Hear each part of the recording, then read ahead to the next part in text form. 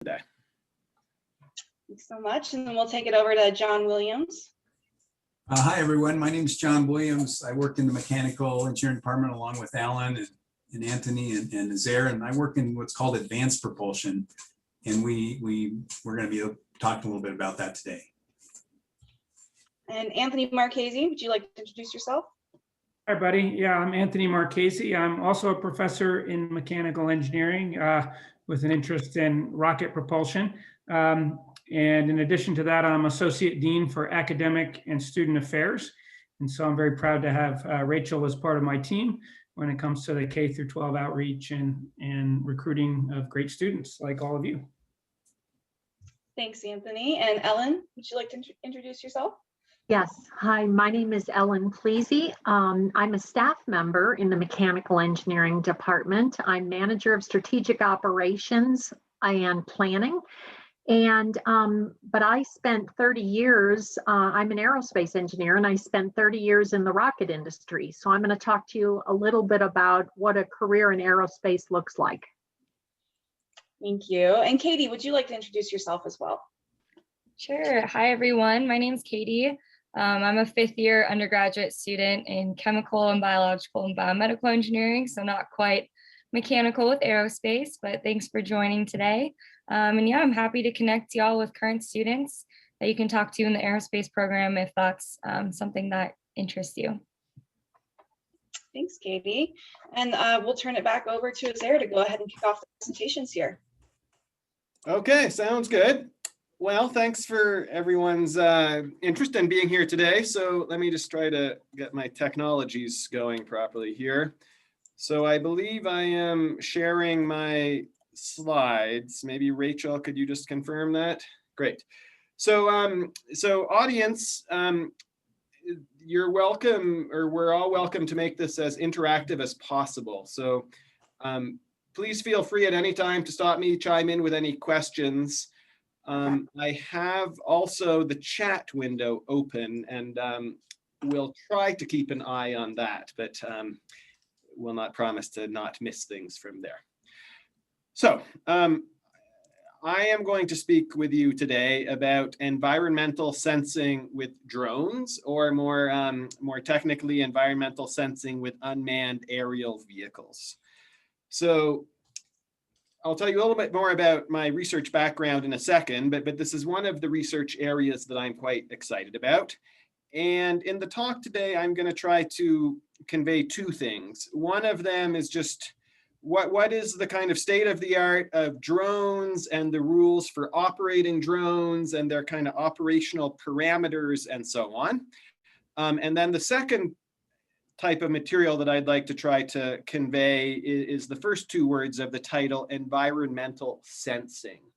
And so I mean by that more specifically like air quality sensing. And so in the latter part of the talk, we will discuss how drones are enabling some exciting new developments in terms of monitoring air quality and environmental sensing more generally.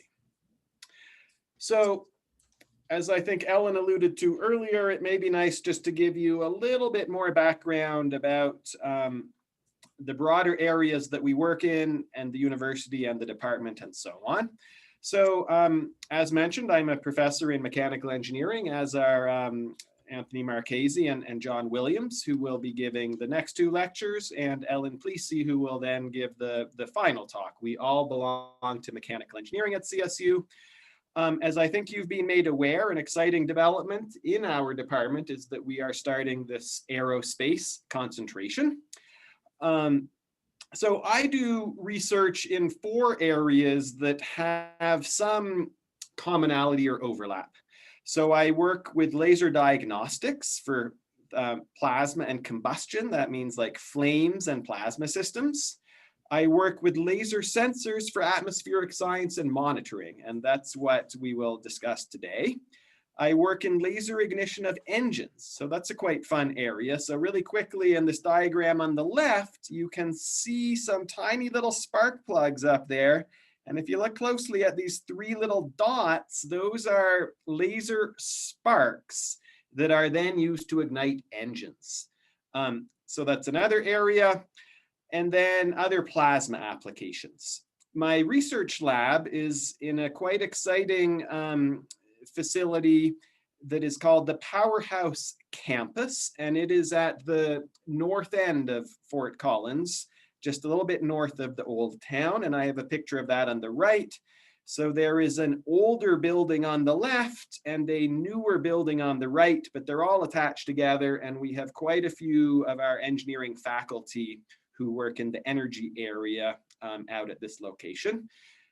We're also looking to build, by the way, a new powerhouse building, which will go across the river from this old one. And my research is sponsored by a number of folks in the government and from industry. So that's the broader picture of what I work on, but what we will talk about today is laser sensors for atmospheric science and monitoring.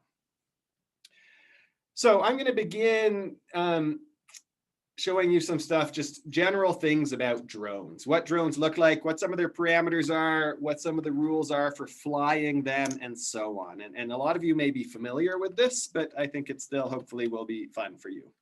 So drones really span a huge range of like size, cost, complexity, and so on. So I don't know if this is truly the world's smallest quadcopter. This little advertisement is claiming that it is. I'm sure it's pretty close, but you can see obviously the finger here. And so this is an extremely compact drone. You know, it would probably be just blown out of the air by even a medium wind. You're not really going to carry any payload to speak of like on top of it.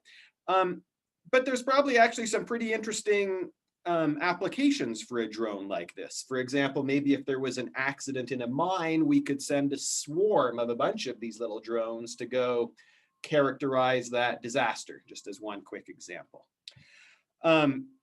Here is a 6-rotor kind of helicopter rotor type drone. I expect you guys have seen in the news all these different companies like Amazon are exploring drone delivery of their commercial products. And so here, you know, maybe one day you'll have the pizzas delivered to your house by a drone. Now we're kind of moving up a little bit in scale. So this is a hand-launched, still what is considered a small UAV. Does anyone in the audience via the audio or chat want to comment why might it be useful to launch the drone like this instead of flying it down a runway? Don't be shy, don't be shy. Should I just call on someone? Adrian, Brooke, Caleb, anyone feel like chiming in as to why it might be useful to launch the drone in this way? Well, the drones that I at least see there, they don't really have wheels to necessarily go through one runway with, and there's only so much torque it can really have with that small propeller. Yes. So great comments. Thank you. I see some similar things in the chat. So basically, it's true that this drone doesn't have wheels. One could put wheels on it, but whether or not it has wheels, there's often a lot of convenience to not needing a runway, basically, and that's being written by a few of you in the chat. So the idea is that, you know, maybe I'm in a very congested area, maybe I'm on an offshore oil rig, maybe I'm, you know, whatever, inside of some kind of a larger factory, like outdoor facility, who knows? But there's often advantage to not requiring runways, because obviously, you know, we don't have runways arbitrarily close to everywhere we want to go. So they've made drones that you can literally kind of pitch up into the air and then they'll fly away. And then when this drone lands, it does what is referred to as a belly landing. And so it will just come and softer than you might picture, just kind of come and land on this scrub grass. So one can't really do a belly landing, of course, on an asphalt road, but pretty much all grass type terrain, one can do that. Okay, now we're getting into bigger drones. Oh, we have a question here from Professor Williams. Are these planes more efficient than helicopter-based drones? So that's a great question. And in general, yes. the plane drones typically have more efficiency, and that translates to basically to longer flight ranges, and generally faster as well, but it depends, of course, on the details. So pictured here is what's called the NASA Global Hawk. Maybe some of you are familiar. So this is a vehicle developed by NASA, Northrop Grumman, you can see written on the sticker there. And so this is mostly used like for atmospheric monitoring type stuff. But what I really want to convey is that drone doesn't necessarily mean small, right? Drone isn't like, like a thing that can grow under the Christmas tree necessarily. Drone just refers really to the fact that it's an aircraft that operates without a human pilot. And then there's a lot of military applications of drones, as you can guess. And so I just have a couple of slides on this. And so you can ask, why is the military interested in drones? Well, they would like to do what's called target designation. So that's kind of a fancy way of identifying and then somehow locking in on a given target. And you can see these three little kind of crosshairs on this view.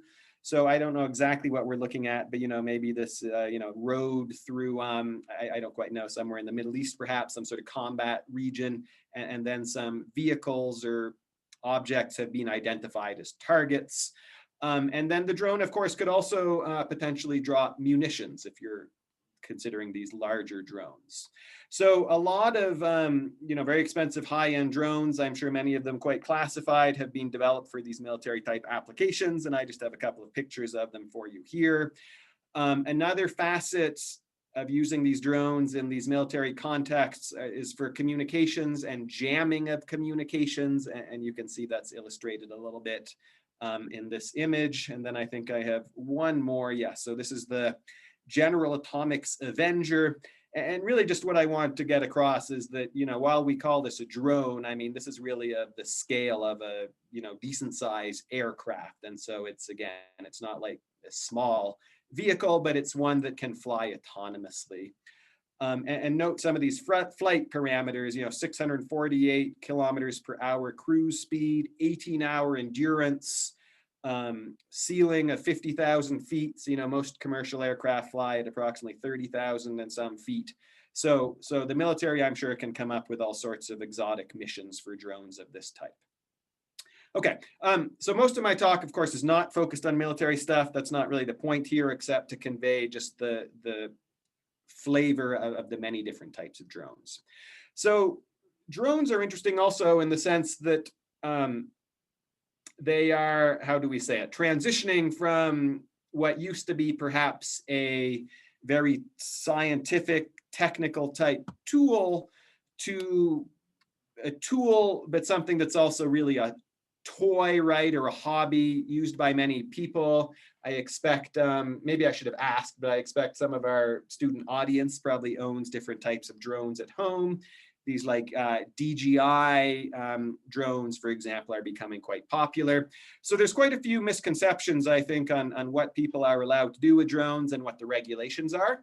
It doesn't help that these rules are constantly evolving. And maybe that's natural, of course, because these are new technologies. But so I have a couple of slides that give a quick snapshot of the FAA, Federal Aviation Administration's kind of top level rules on drones. So one thing that started a year or so ago is that you're meant to register your drone. So if you get a, I'm joking, these, Christmas present, DJI Phantoms, whatever, you are actually legally required now to register that drone. So that's an important point. Another important point is that you're not meant to fly your drone above 400 feet unless you have some special permissions. You're not meant to fly your drone in so-called controlled airspace. That's probably pretty obvious. So controlled airspace refers to the airspace around airfields, airports, perhaps military installations, and so on. Keep your drone within line of sight. So this is actually a very important thing. You are not allowed by these laws to, let your drone fly so far away that you can't see it. And that is obviously to do with safety type reasons. The government or the FAA has given a few very specific permissions to specific companies to operate drones beyond line of sight, to do things like monitor the integrity of pipelines that may go for miles and miles and miles. But those tend to be in sort of special remote areas with special permissions. Never fly over groups of people. So this is very frequently violated. If you perhaps go to like some 10K races or marathons where you have a bunch of people milling around the start line, it's very common to see these drones flying above to take publicity photographs and so on. In most cases, that's actually inconsistent with the FAA rules and more or less illegal unless they've obtained some special permissions. Respect others' privacy should probably go without saying. And then you can get a 107 license to do commercial piloting. One exciting thing that I don't have a slide on, but CSU now has a drone center. And as part of our CSU drone center, the center operates some little short courses where students can sign up, take the course, and basically get trained to obtain their 107 commercial drone license. And so that's kind of a fun thing. Thank you. I see Rachel has put the link of the drone center into the chat. So that's a pretty neat thing that we have at CSU. A number of other universities are also getting this started, but I'm quite proud of both the people and the equipment in our drone center. And if you get this commercial license, you might think that, what the heck am I ever going to do with that? Well, there's actually more and more job opportunities these days to, pilot drones, to do, real estate photography, to do some of the air quality stuff that I'm going to show you in a minute, to do monitoring of power lines. I mean, there's all these little kind of applications bubbling up and little kind of niche drone companies that service those applications. And so this 107 is what you need to be able to legally pilot a drone for those commercial applications. If we have time for this, I might return to it in a minute. But this is a little YouTube video that I've posted the link here. You can pull it out of the recording. And this is actually a Cornell professor, Professor Sylvia Ferrari. And she combines artificial intelligence ideas with drones. And more specifically, she has outfitted, or her team has outfitted, some drones with different types of image recognition capability. And so what this video shows is Professor Ferrari first waving her hand, and the drone, which was initially just sitting on the ground, sees that and then understands that it should take off and start following her commands. And it will then walk with her as she walks around. And then when she waves a second time, it will know to land itself. And so I think you can see quite quickly that, this can enable some pretty interesting ideas versus, someone needing to hold the joystick and understand a bit more on how to do that piloting. So this interface of machine vision and artificial intelligence and drones is an exciting technology area. Okay, now we're going to switch gears and talk a little bit about how these drones are used for air quality sensing. And I'm going to give two specific examples. The one I will spend more time on is methane. So we need to sort of switch gears a little bit here, think a little bit about some chemistry type things and what is methane and so on. So what is methane? Well, methane is the molecule, first of all, CH4. So it's an alkane. It's one carbon with 4 hydrogens attached to it. Professor Marchese coming up later is an expert in combustion chemistry. He can tell you more than you want to know probably about chemical kinetics and so on of methane. That's not what I'm going to talk about. I am interested in methane, I guess, for two main reasons. One of them is that methane is a greenhouse gas. Does someone in the audience quickly want to tell us what is meant by a greenhouse gas? Either by audio or chat really quickly. I'll give you a leading question. A greenhouse gas is bad for the atmosphere because it does something to it. What does it do to the atmosphere? Emits CO2. You're absolutely on the right track, in the sense that CO2 is another greenhouse gas. So there's several so-called greenhouse gases, which include CO2. So as Jack Garman has typed into the chat, basically it traps heat. So based on somewhat similar ideas to how a greenhouse gets warm, to do with different characteristics of the ingoing and outgoing light, greenhouse gases, when they are in the atmosphere, cause the atmosphere to warm up. And so I'm sure you guys have heard about this in the context of global warming, all the politics around the Paris Accord, and you know, the different countries trying not to contribute too much of these greenhouse gases, because of course heating the atmosphere has all sorts of consequences to well, to the environment, and then to economies, and then to people, and so on. So I don't want to go off on a big tangent there, but I think you're basically aware. So methane is important because it warms the atmosphere. Now, we have always had some methane in the atmosphere, roughly 1,800 parts per billion, which is another way of saying 1.8 parts per million. So we have a little bit of methane in the atmosphere, and we have for hundreds of years. People make the joke about, pardon my language, about cow farts. Cow farts give off methane. We've always had cows. Methane is also given off like from tundra and different types of vegetation. And so we're used to having some methane in the atmosphere, and that's not a problem particularly. However, the next part of the story is that methane is also more or less another word for natural gas. So natural gas, which is a potential clean energy source, is a series of gases, but if you look at the composition of natural gas, it's like 85 to 90% methane, give or take. So when people talk about natural gas, to some good approximation, and for the purposes of our talk here, let's just pretend that natural gas is methane. So natural gas is an attractive, potentially clean fuel, but only if we do not leak too much of that natural gas into the atmosphere by mistake. Because if we leak that natural gas into the atmosphere by mistake, well, then we have this global warming greenhouse gas problem. So I have a couple of slides on this idea. This slide shows us that I need to update the numbers. I think now we have something like 30, perhaps even 40,000 wells, natural gas wells in Colorado. A lot of them are in the northeast part of the state. For those of you from this area, if you just drive I-25 from Fort Collins to Denver and look out the window, you know, you see quite a lot of these little natural gas facilities. And I don't want to sort of paint them all with a bad brush. Some of them, you know, operate just fine, and they give us this nice clean energy source.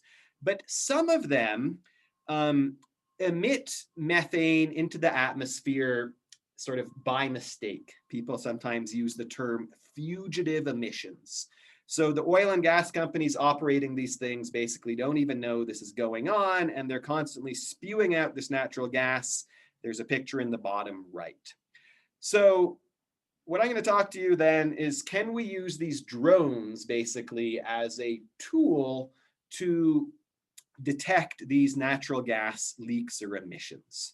And so this is a little pictorial view of an oil field. So this is like actually a fairly typical thing that you could see in northern Colorado, a bunch of oil wells, maybe some little processing plant type stuff, but this kind of oil and gas infrastructure.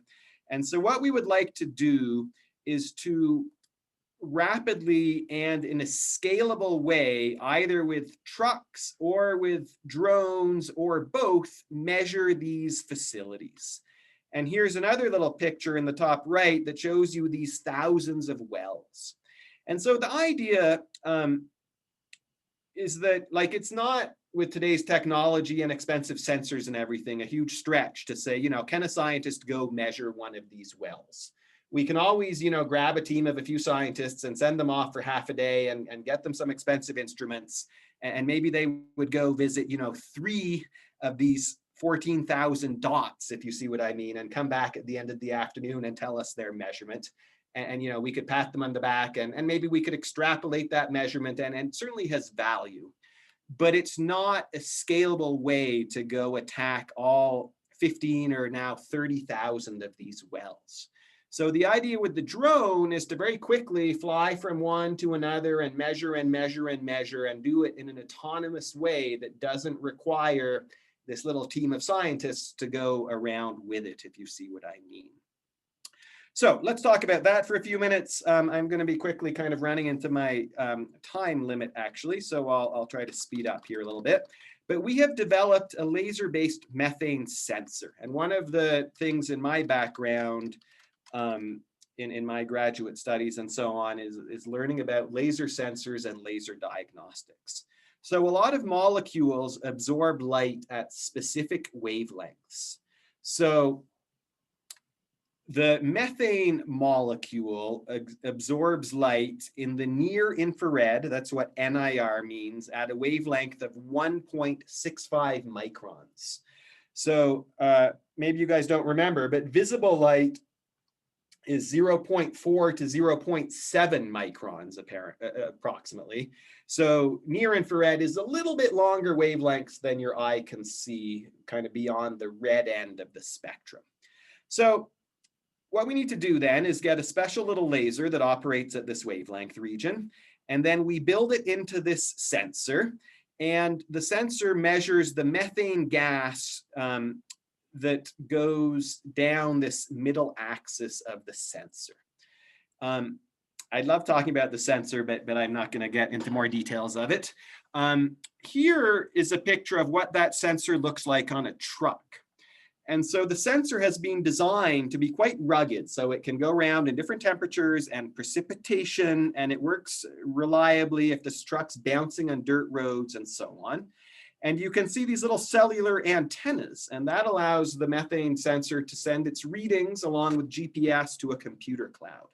So this is the version of the sensor that we deploy on the truck.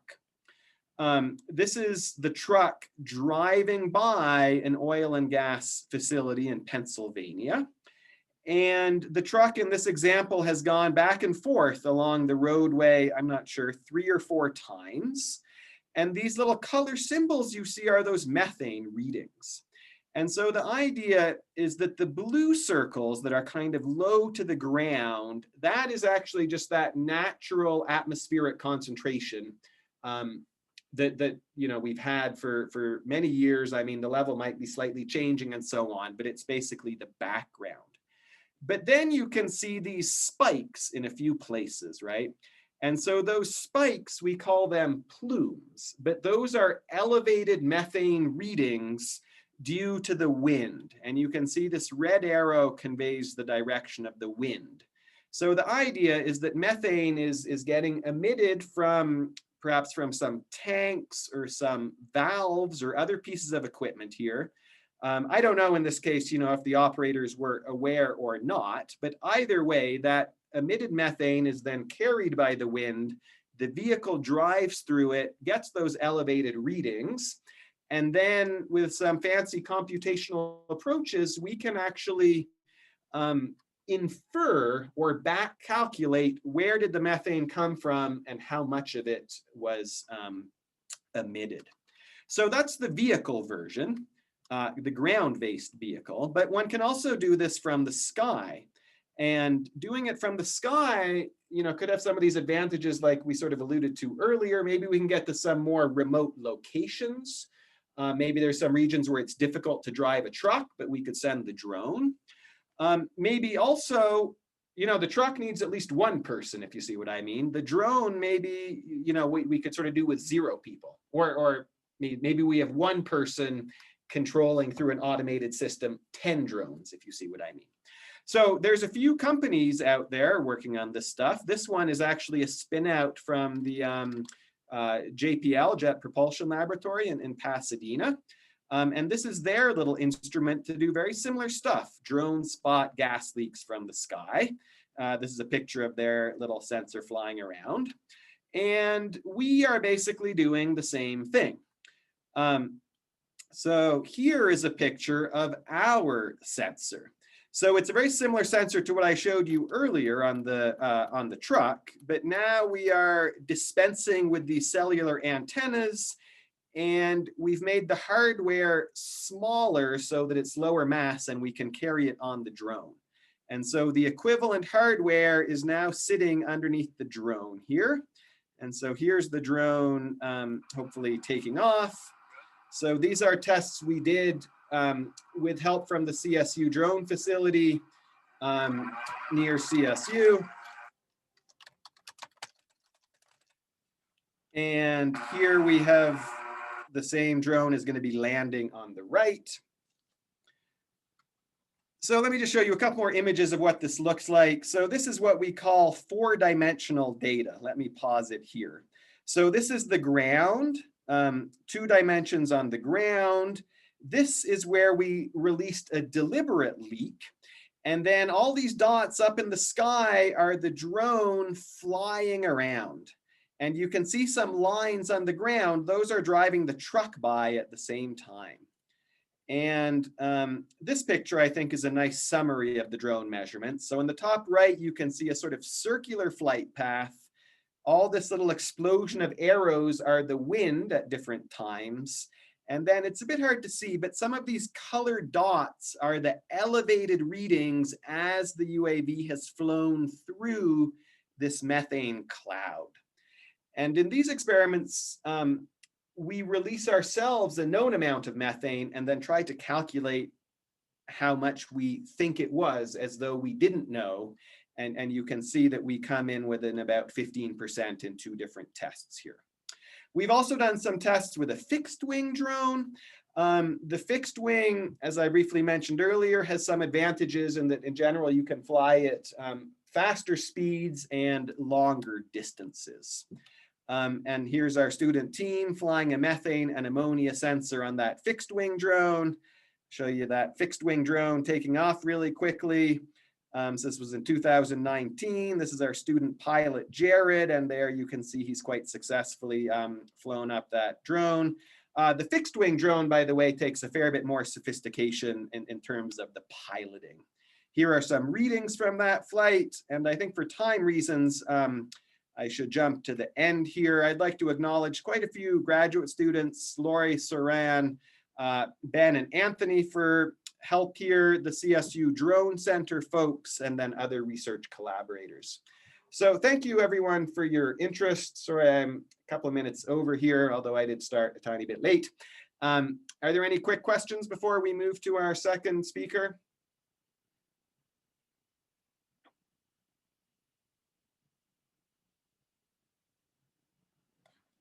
Okay, well, thanks again, everyone. I'm going to stop my sharing, and we are on a somewhat tight schedule here. So I think I will now pass it to, I think it's John Williams will speak to you next. So thanks a lot, everyone. I hope you found it interesting. If anyone would like to email me with any follow-ups, I'm certainly more than happy to engage that way also. All right. Hopefully everybody's doing spectacularly well still, and that was really cool what Azair was doing. Is there, hold on a minute, I'm going to share my screen.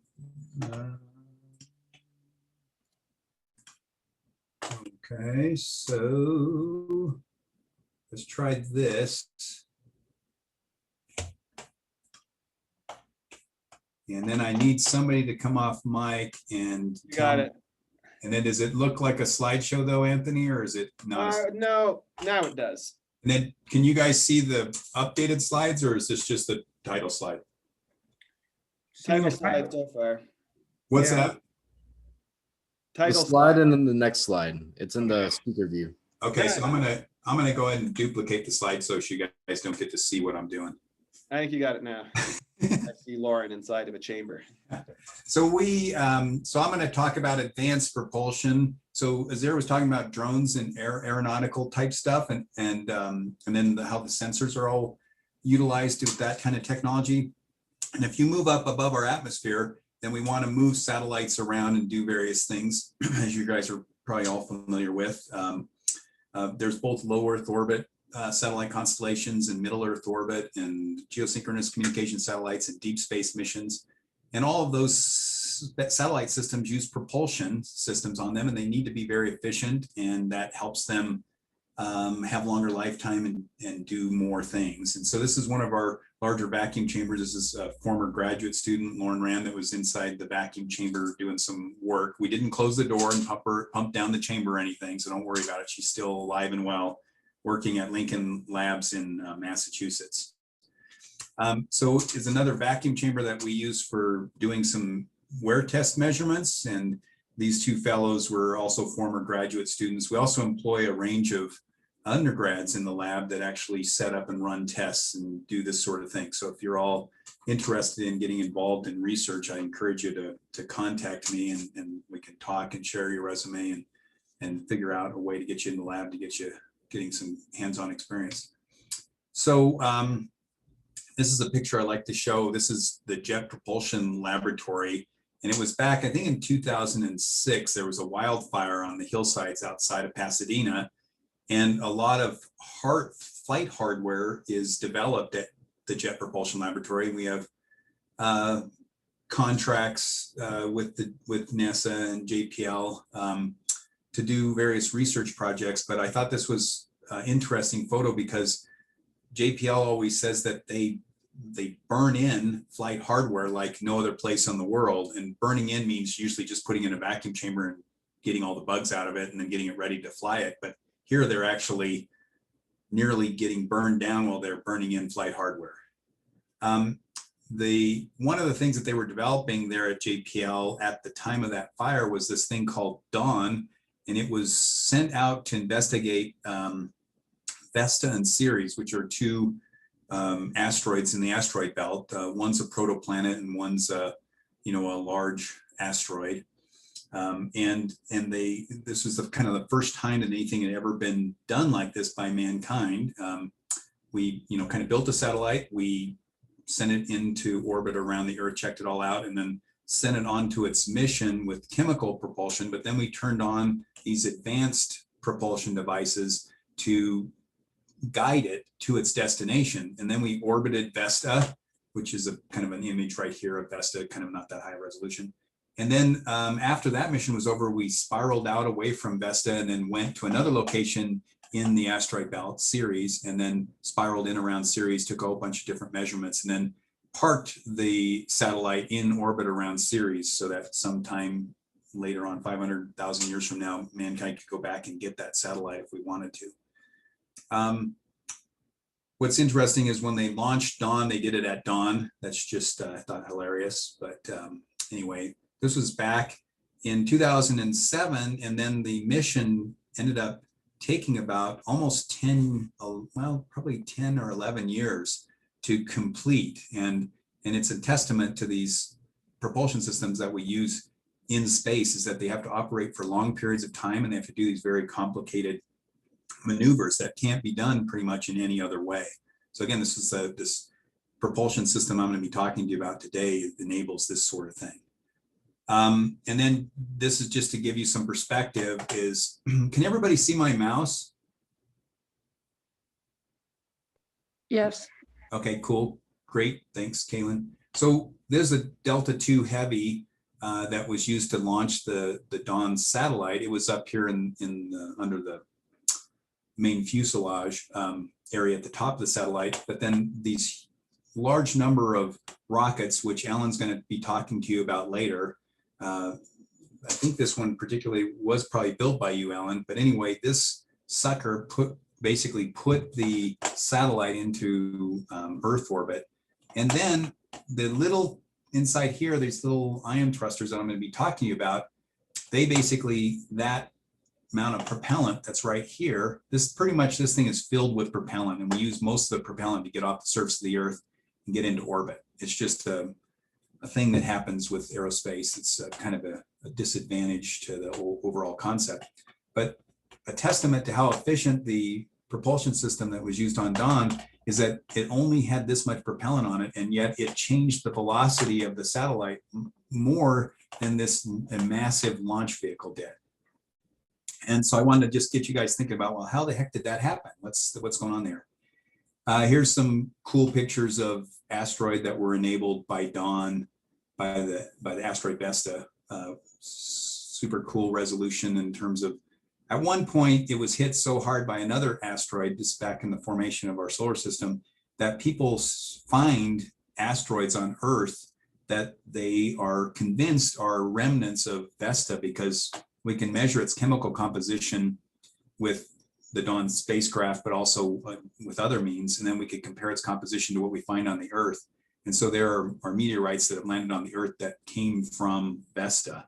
It got hit so hard in the beginning days of the solar system that parts of it kind of got sent everywhere across the solar system. And then the asteroid Ceres, the Hubble Space Telescope had detected some bright spots on Ceres, and these were really fascinating scientists. But as Dawn moved in closer, I don't show you any high resolution images of that, but we've got some super high resolution images of these bright spots that you can look up online if you just typed in Dawn and then NASA, and then pictures of Ceres. So what enabled the Dawn propulsion system, the ion propulsion system, to do this? And so we needed, in order to understand that, we need to talk about what is a propulsion system. Well, what's propulsion? This gets into physics and into F equals ma, and you can't push anything with a rope, and equal and opposite reactions and stuff like that. And so if you imagine this, you were on rollerblades on a very flat floor, and you had a bowling ball, and you basically were able to use your muscles of your body to put a force on that bowling ball to get it to leave your hand at high velocity. So the bowling ball has a mass and a velocity when it leaves your hand, and that's called its impulse. And that equal and opposite impulse got directed onto you. And so if you knew how much you weighed, you could figure out how much velocity you had going in this direction. And what you could do is you could put more bowling balls in a backpack and then just throw them out one after the other. And then you could build up your velocity if you didn't have to worry about overcoming gravity, friction on the floor. And if you were in space and you didn't have to worry about overcoming the gravity of the Earth, you don't have to necessarily throw these very frequently, but you can build up your velocity. And that's basically what a propulsion system is. It's something that you use to accelerate propellant away from the satellite and get your velocity up to the level where you can go somewhere in the solar system where you want to, or around the Earth. I'm going to shut up for a minute because I tend to just talk nonstop. Does anybody have any questions, or does anybody have any comments?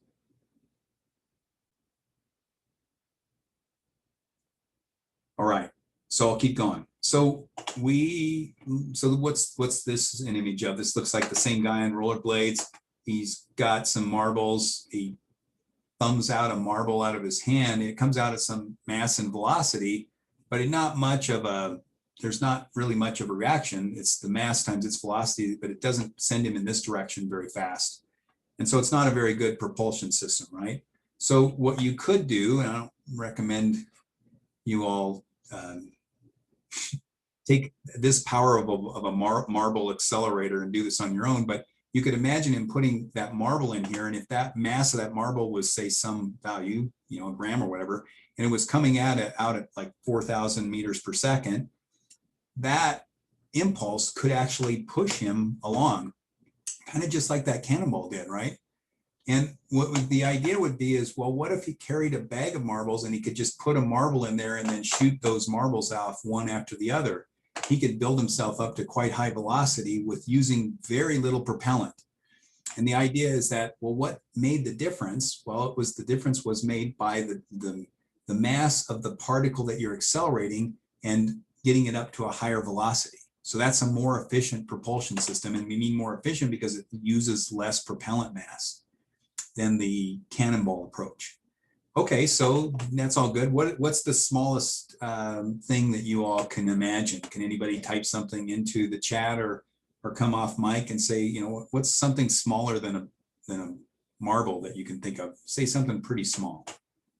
Small as you can think of, but don't go crazy into the exotic Bose-Einstein various or gosh, what's the Briggs boson, and none of the subatomic particles. What's the smallest thing that anybody can think of that could be used, say, in the similar way that I'm talking about here?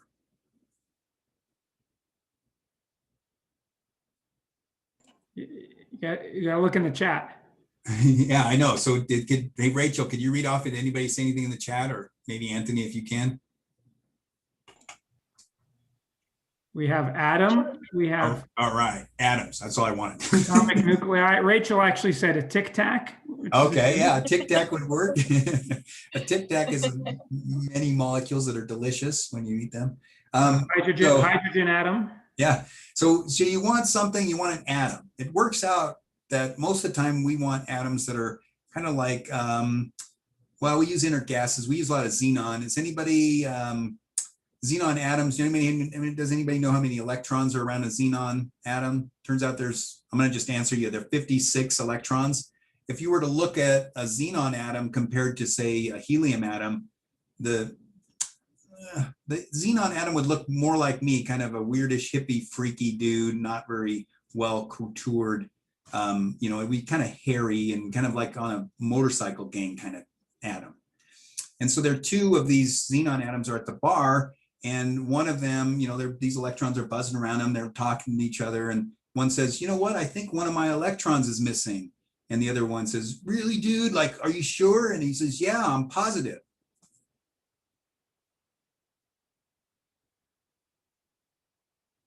Well, I'm waiting for everybody to come off mic laughing. Nice.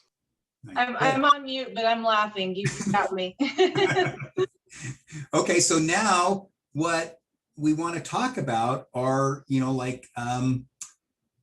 what if we took an atom and we ionized it, turned it into an ion, so it's positively charged, just like I mentioned that burly xenon biker dude in the bar, and then we put it between some charged plates and we accelerate it out like a particle accelerator.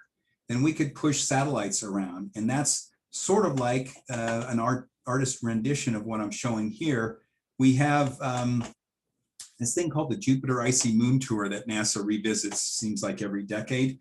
And they want to go and tour the Callisto, Ganymede, and Europa moons that are in the nearby regions of Jupiter. These moons are interesting because they believe that they're water worlds. There's fairly thick ice, they believe, that coats the surface of the planet. But underneath that ice sheet, there's many kilometers, sometimes as many as 30 or even more kilometers of much thicker than our oceans on Earth that go down, close to the core of the planet. And they believe that there's enough heat being generated in the core of the planet that there's regions in these moons that there might be life. And so we'd like to go and send satellites around these moons and do scientific missions. So our sun is so far away, it's 6.6 atomic units, astronomical units from the sun. The distance from the center of the sun to the center of Earth is 1 astronomical unit. And so out to Jupiter, it's about 36 times further away. But because the sun's energy drops off as 1 over r squared, it's like 36 times weaker at Jupiter than it is at Earth. So it's almost like a bright star when you're out at Jupiter. And so, can't get much solar power from the sun at that distance. So we need, some other form of power generation. Typically what's thought of as a nuclear reactor, potentially. When we do nuclear reactors, we think of mechanical engineering and turbo machinery, and we think of turbines and pumps and evaporators and condensers, and of course the nuclear reactor is used as the heat source in that kind of system. We have to reject the waste heat through some kind of radiator, so that's this large structure here. And it's kind of convenient because the large radiator structure can be used as a structural element of the spacecraft and keep us away from this nuclear reactor, so we don't have to put so much shielding around it. And then we could process the power that's being generated from our power system to power our propulsion system. So when we were talking about this advanced propulsion, this electric propulsion, I mentioned that we had to ionize atoms and then we had to accelerate them electrically, like a particle accelerator would. So we need power to do that. And so that's one method in which we could get power. And these propulsion systems, in this case, we're showing about 10, it's anticipated between 10 and 25 ion thrusters that are each about 25 kilowatts each. We also have other types of propulsion systems. They're called Hall effect thrusters that are used that we study in my lab. And these are the sorts of things that we focus on here at CSU.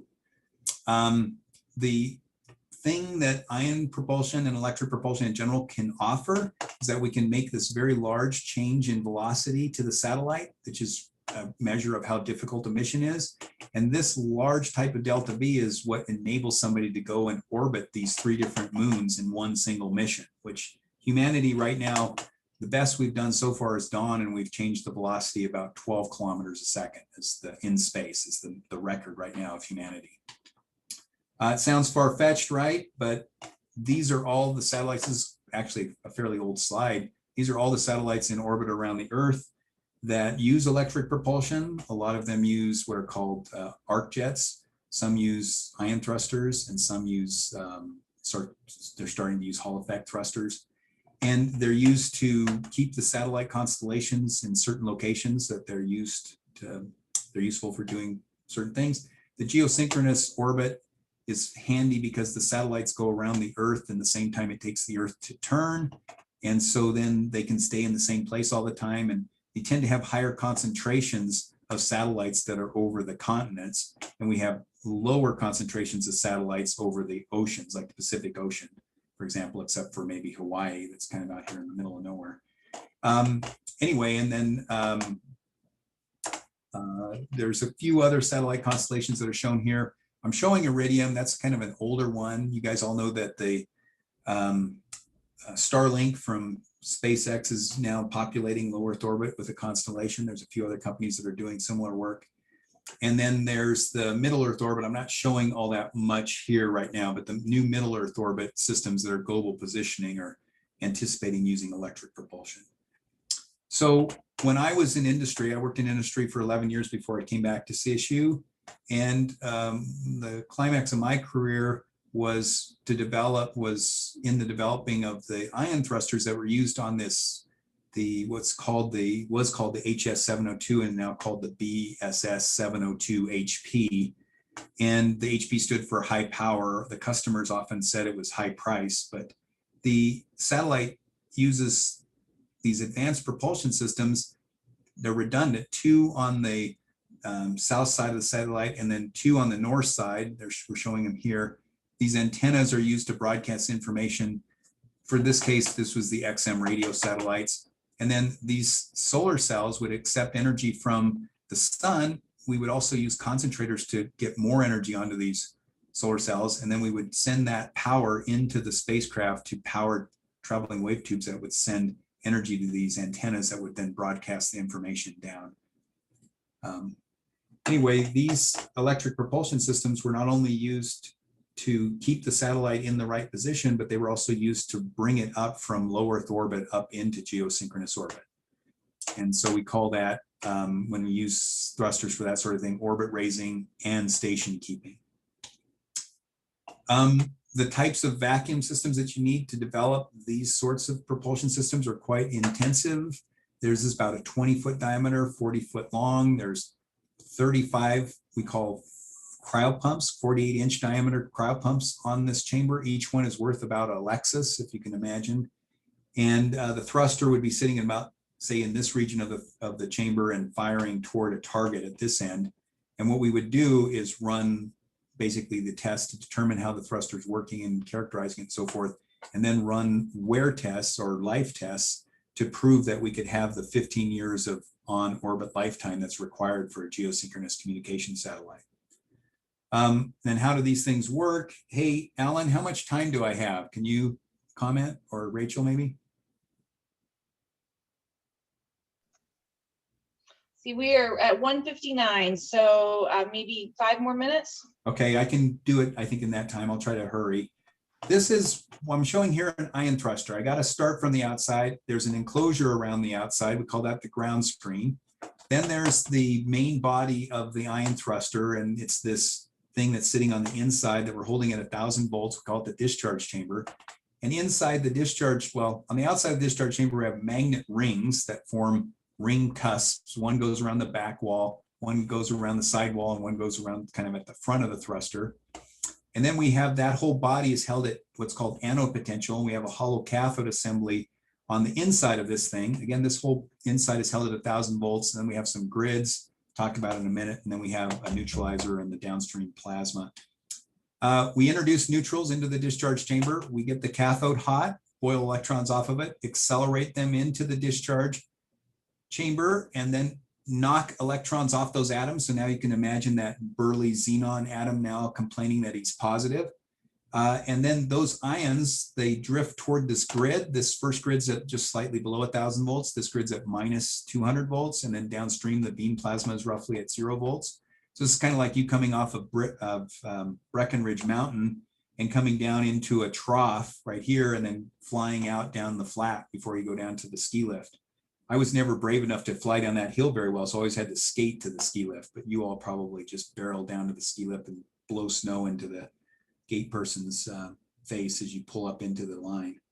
But anyway, these ions are flying out. Remember, we knocked an electron off of the atom in here. It gets collected on the anode along with the electron that we boiled off. These electrons flow in a circuit we call and boil around in this circuit, but some of the electrons that get knocked off go through another power supply, the one that's creating the 1,000 volt bias, and they get boiled off the neutralizer and neutralize the ion beam so that we have a net neutral beam that gets ejected from the spacecraft. The issues on these things are the grids and the cathodes, and that's what we do research on at CSU. And this is what one looks like. And I'll stop here, Rachel, if that's okay. This is an operating ion thruster. The plume is this kind of glowing blue plasma, and we have the neutralizer over here boiling electrons off into that beam. Anybody have any questions? I'll show the chat just in case somebody doesn't want to come off. I guess I can't show the chat. How do I do that? How practical would engines like these be for larger space applications like large rockets or things that are genuinely or larger than satellites? Yeah, so, okay, good question. So we can't use this technology to get off the surface of the Earth. We need to use these big chemical rockets that Anthony Marchese is going to be talking about next, or Alan actually probably will talk more about it. But once we get things in space and there's not a lot of drag forces on things, we can then start to apply forces. And if we do it over a period of time, we can actually affect more change than you can if you had one of these big thrusters operating for a shorter time and using a lot more propellant. So we can use these systems even on the International Space Station. Right now, we fly propellant up to the International Space Station and use a chemical rocket to kind of boost it back up into orbit to keep it from falling into the Earth's surface. But we could use electric propulsion and do that a lot more efficiently. So anything all the way up to the International Space Station is, applicable to this technology.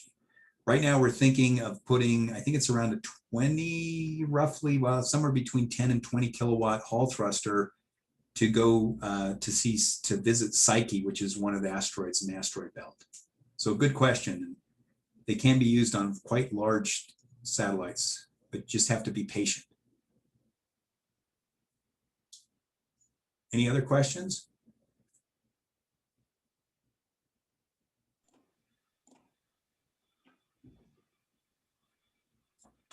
All right, Anthony, I'm going to stop sharing.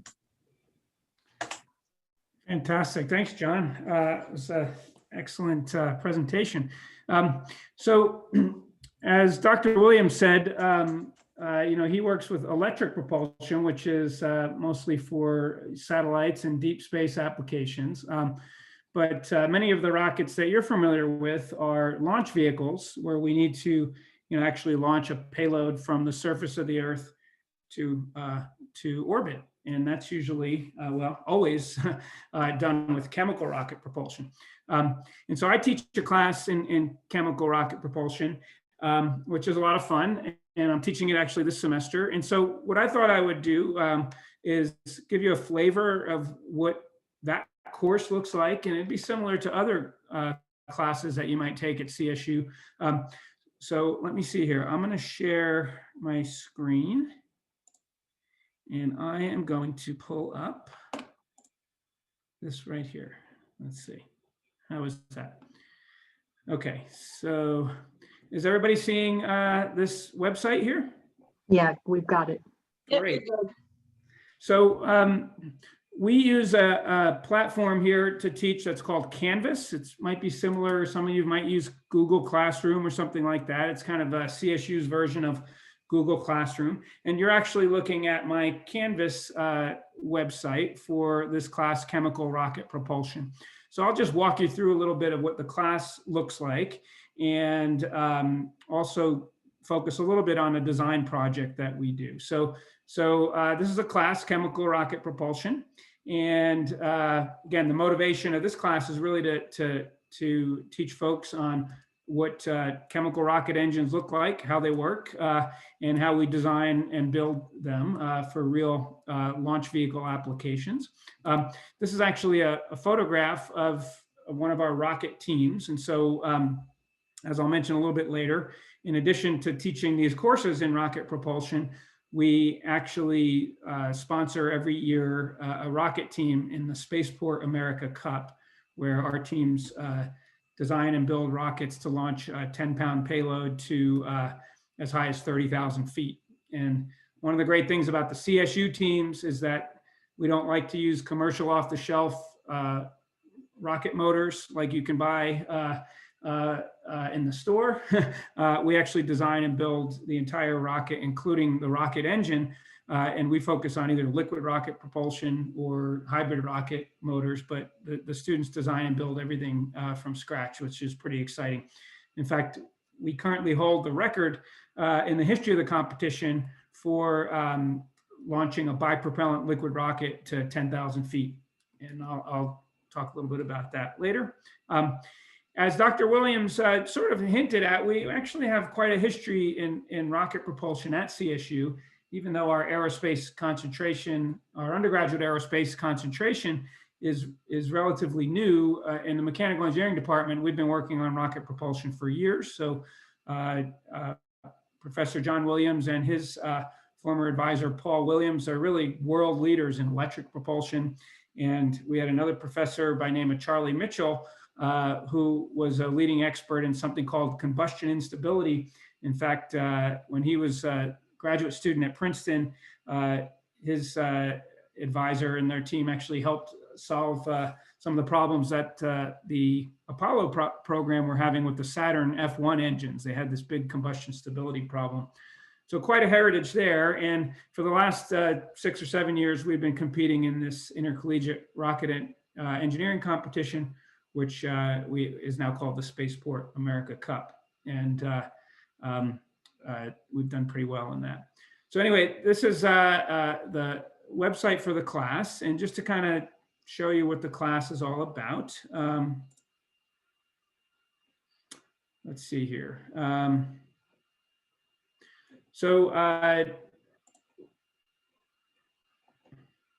me go to the syllabus. Not that you're that interested in a syllabus, but really this has the motivation and the technical objectives for the class, right? So what we do is we get started on actually analyzing the performance of an ideal rocket engine.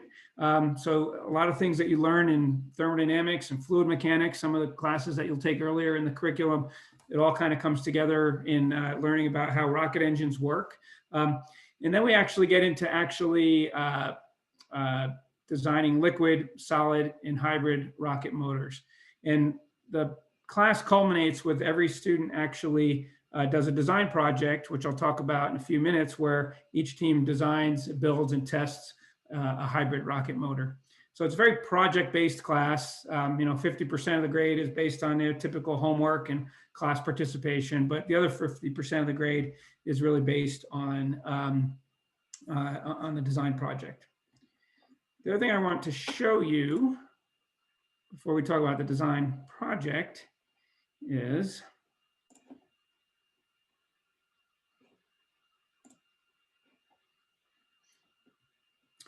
so each week we do a little bit of lecture and a little bit of project-based stuff. And then we also do, for fun, the Rocket of the Week, where we focus on a specific rocket that has been developed over really the course of the history of rocket propulsion.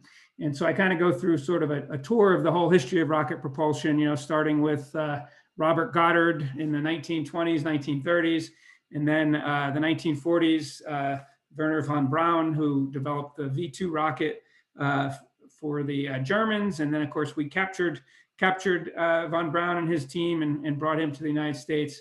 And that was really the beginning of the modern rocket program here in the US. In fact, the V2 rocket engine, the V2 rocket, pretty much that same rocket was used to launch our first human beings into space here in the United States. So the V2 rocket platform was really used for the Mercury Redstone rocket that launched Alan Shepard and Gus Grissom into suborbital flight. But one of the things that we do, which is fun when we do the Rocket of the Week, we actually then do homework assignments based on, a real rocket. So I just wanted to show you this latest assignment here, which was, hold on. So I actually had the students, I know where, I'll go to the main site. So after we talked about how the V2 rocket actually worked, I had the students actually calculate the trajectory for the V2 rocket.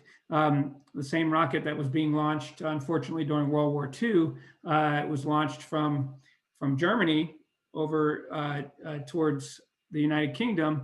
And so I had the students actually calculate that trajectory, how high and how far the V2 rocket went. And that's actually due today. And you could see 13 out of 24 students have completed the assignment. They've got 6 hours to go. So I'll just pull up some lucky customer here who has completed the assignment. I was already looking at this, so I know somebody who's done it correctly here. Here we go. Good old Tom O'Brien. So this might take a second to pull up.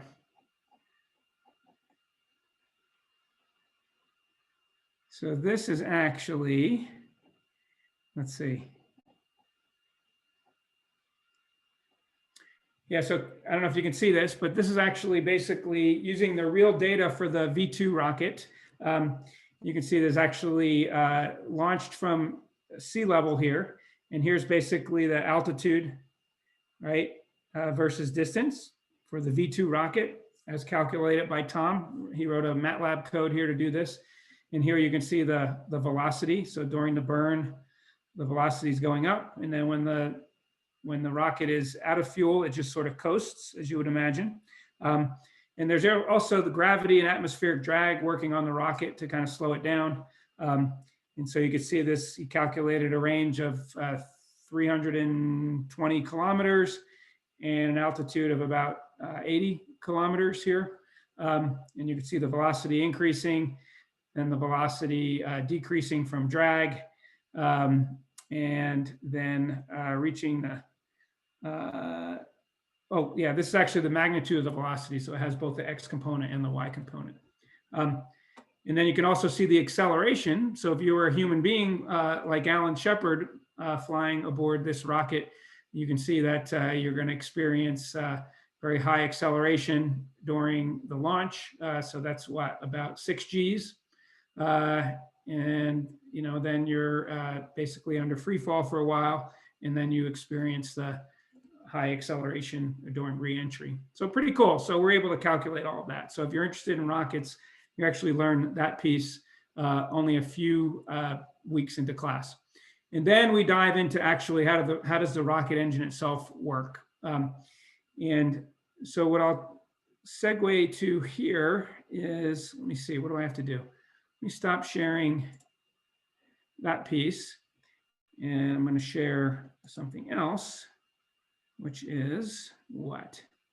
Here we go.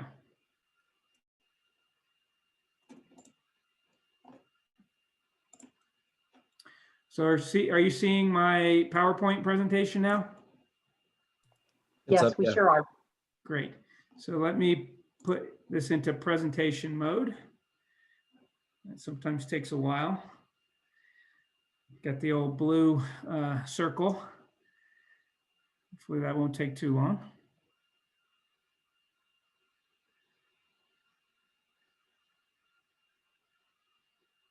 Any questions while we're waiting for this to hopefully work?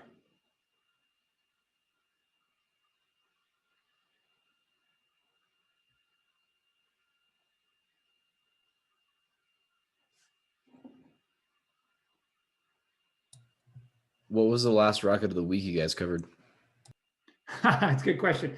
So let me see. So yeah, we kind of go in order of history. So we went from the V2 rocket, and then last week we did the Mercury Redstone rocket. So as I mentioned, that's kind of, believe it or not, it's pretty much the exact same rocket as the V2. And, kind of an interesting history there. So, so when we started the Mercury program, the idea was to put astronauts into orbit, right? Our first 7 astronauts. And believe it or not, we really didn't have a rocket that was ready powerful enough to put human beings into orbit.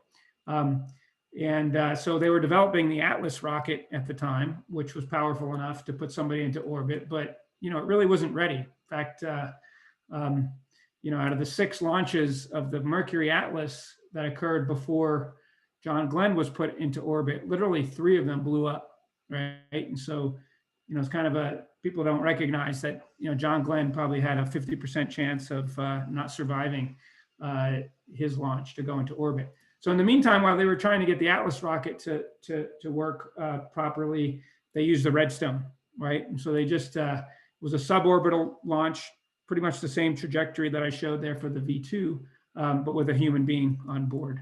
And so we did 2 of those launches, and then we did the Atlas. So I think we're on the Mercury Redstone now, and then I think next week we'll actually do some of the Soviet rockets that were used for, Sputnik.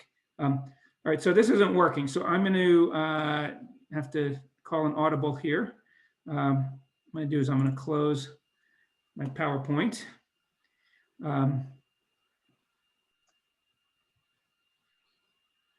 Dr. Marchese, you got a question from Dr. Williams in the chat wanting to know if you're an easy grader. I am, right? So, so one of the things about this class is that it's a 500 level graduate class, but it's available to senior undergraduate students, right? And one of the fun parts about graduate classes is that we say, by the time you're a senior and you've already done all of your foundational classes, we know that you're taking this class because you really want to take it, right? And so what we say is show up, give it the old college try, and participate in class, and there's a good chance you're going to get an A or a B, right? That's the fun part about graduate classes. And so we have PhD students and undergraduates all together in the same class. So yeah, I'm an easy grader, as long as you show up and try, which everybody does. Okay, so let me see. So what can I do here? I'm going to need to try to pull up that PowerPoint again, but I think what I'm going to do is to probably not put it in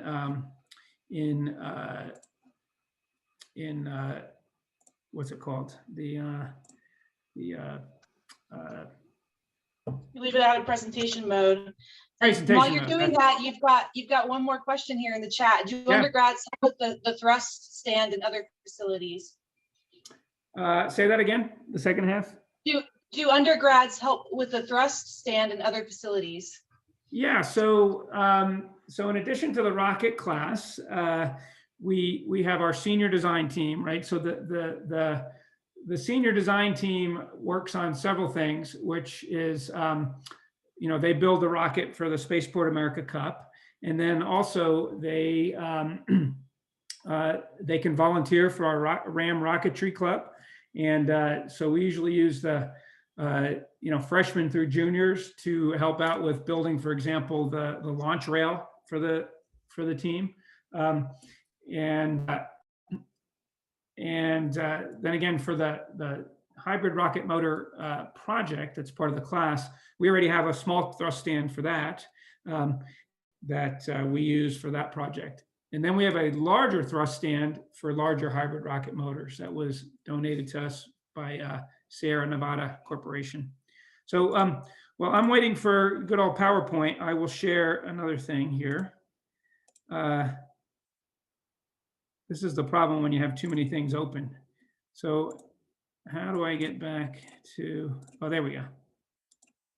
Okay, so let me share one other thing just to get a feel for also how we teach this class. So, so what I do, so these are real notes from the class. And so what I do is I hand out partial notes, right? And then the students kind of fill in the partial notes with me along in real time. And then when students are completely done, they have a nice set of notes to work with. And hold on here, find my stylus. Let's see if this works. Are you seeing this? Yeah. Yes. So, so the students kind of fill in the real notes, and just to get an idea for those of you that like math. So this is from 2 weeks ago. You know, how did we actually solve the problem of calculating the trajectory of the V2 rocket? Well, we actually have to use some pretty sophisticated mathematics. And many of you have taken physics, so you probably know that F equals ma, right? Force equals mass times acceleration. And so that's kind of a very simplified version of the conservation of momentum. But when we have the conservation of momentum of a rocket, where a rocket might be traveling through space and ejecting matter out the back, like Dr. Williams talked about, then our conservation of momentum becomes pretty complicated. So we have our sum of external forces, like you see in your F equals ma, but we have our rate of change of momentum, and the momentum is changing for multiple reasons. In this case, the mass of the rocket is changing and the velocity is changing as a function of time. So that becomes kind of complicated.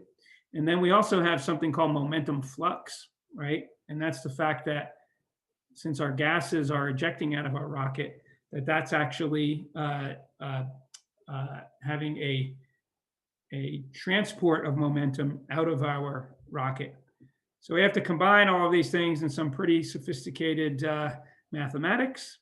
And when all is said and done, we come up with a differential equation that we can solve as a function of time that tells us our little differential change in velocity.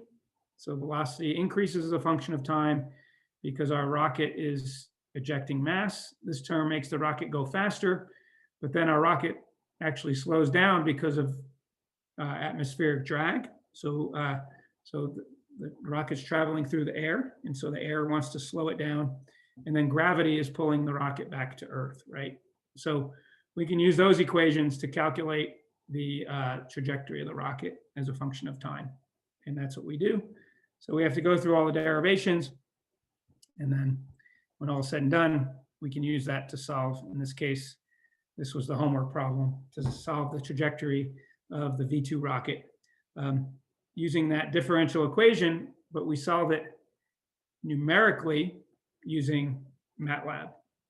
So that's pretty cool if you like math, applied to something really practical. Okay, so we've got it looks like I can get the PowerPoint presentation back up. So I'll go quickly here and just give you a flavor of this hybrid rocket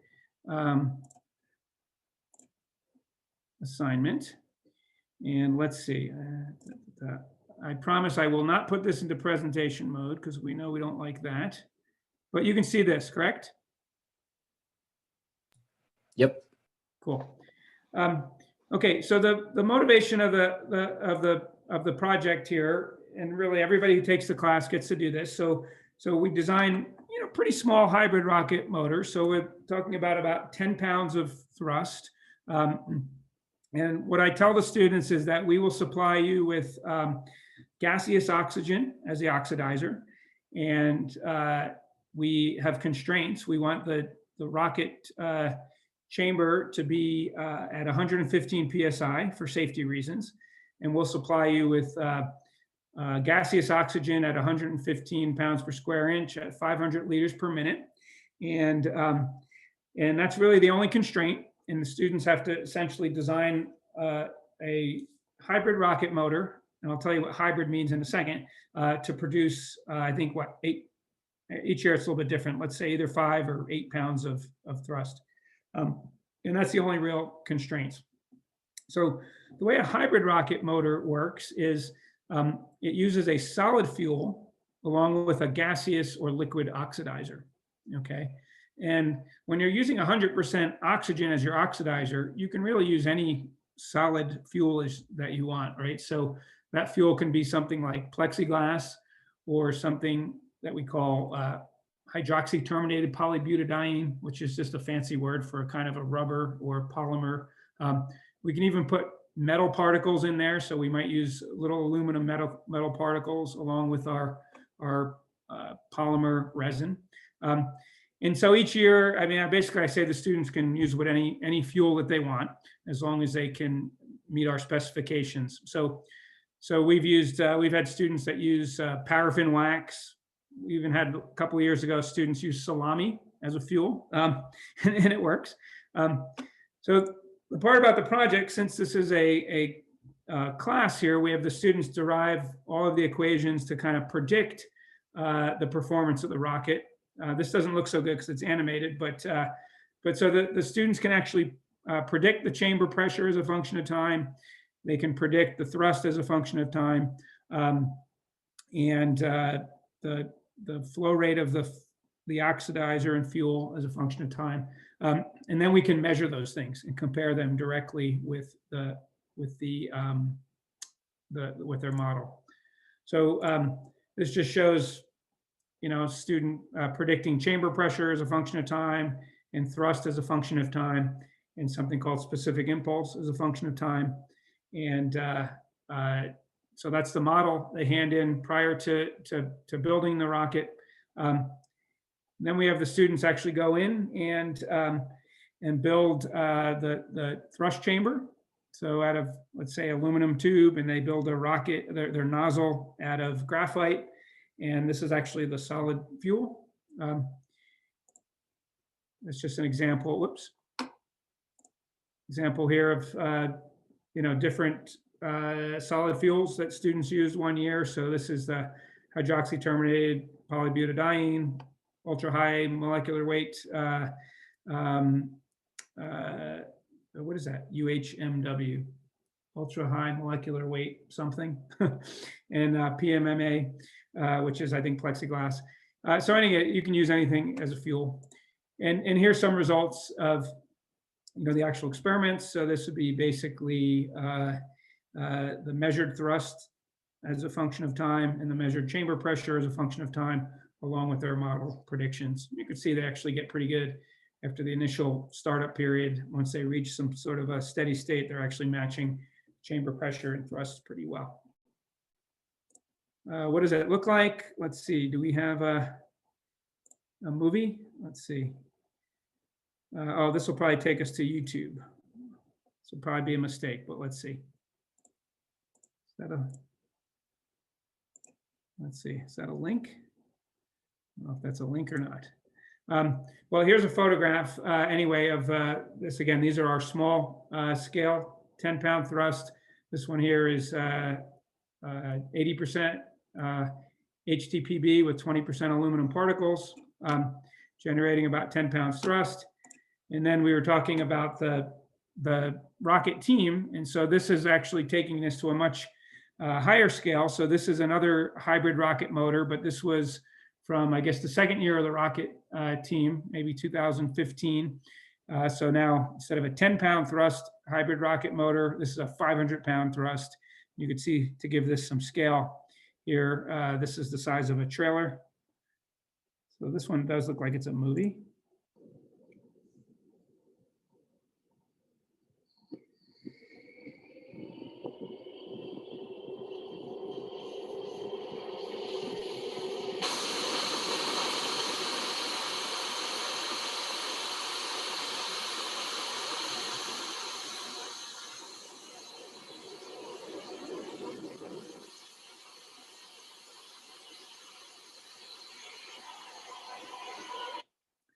So that's some pretty serious business. So we did hybrid rocket motors the first couple of years in the competition. And then for the last 4 years, we moved on to a liquid rocket engine. So we use nitrous oxide as the oxidizer and alcohol as the fuel. And in 2017, we were the only team in the first team in the history of the competition to successfully launch a liquid bipropellant rocket. And then 2018, we joined University of Michigan as the only 2 teams in the competition to successfully launch and recover. I should mention in 2017, our rocket blew up about 500 feet above the launch pad. In 2018, we successfully recovered. In 2019, we put a 10-ton payload to about 10,000 feet. So that's the current record in the competition for a bipropellant liquid rocket. And last year, in 2020, we were scaling this up to 30,000 feet. And then the pandemic hit, so we kind of had to, the competition was canceled. So this year's team is picking up where last year's team left off, also shooting for 30,000 feet and praying and crossing our fingers that the competition doesn't get canceled this year. So far, we're still all systems go, but we're not sure what the future holds. So there's Ares 3, liquid rocket engine, liquid rocket, Ares 4, liquid, and then Ares 5, which went to 10,000 feet. And I encourage you, to check out the website here. This is where we kind of archive a lot of our rockets there. So if you just search Anthony Marchese and hybrid rocket motors or something, you'll find all of our rockets. And the last thing I want to mention, and this will be a good segue to Ellen's talk in terms of what this all means for your future career. One of the exciting things, since the CSU students really love to get their hands dirty and build rockets, we've had great success with regards to industry hiring our students. So this is just basically in the last couple of years. These are just a handful of students, but we've probably had 20 students at least in the last 3 years go to either Lockheed Martin or Blue Origin or Sierra Nevada Corporation or Ball Aerospace and even NASA. So here's Wyatt Bryan from Ares, our Ares 5 team. He's now at Blue Origin. Danelle, who is our team leader for Ares 6, the team that kind of got canceled due to the pandemic. Don't worry, she's doing just fine. She works at NASA. And we even have one of our alumni from Ares 4 is he's the long snapper for the Las Vegas Raiders. So he's currently taking a hiatus from rockets, but hopefully after his 10-year career in the NFL,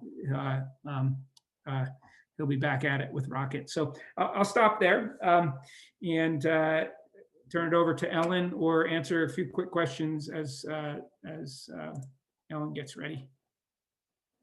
How do I stop? Oh, here, stop share.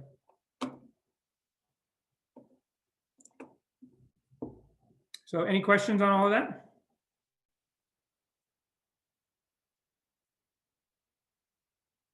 All right, well, Ellen, I'll turn it over to you then. Okay, great. Thank you, Anthony. Hey all, my name is Ellen Pleasy, and as I mentioned earlier in my brief introduction, I'm Manager of Strategic Planning and Operations in the Mechanical Engineering Department. But I spent 30 years in the rocket industry, and so I'm going to tell you a little bit about a career in aerospace and what that might look like for you. So let me try to share my screen here.